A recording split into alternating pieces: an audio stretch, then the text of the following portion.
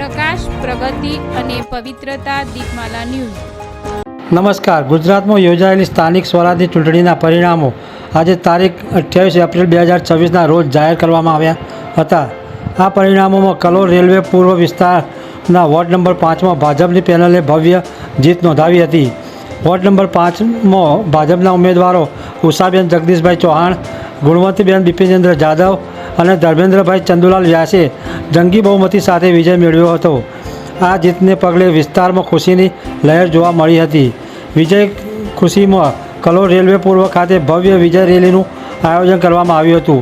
આ રેલીમાં મોટી સંખ્યામાં સ્થાનિકો, નાગરિકો, ભાજપના કાર્યકરો અને આગેવાનો ઉત્સાહપૂર્વક જોડાયા હતા.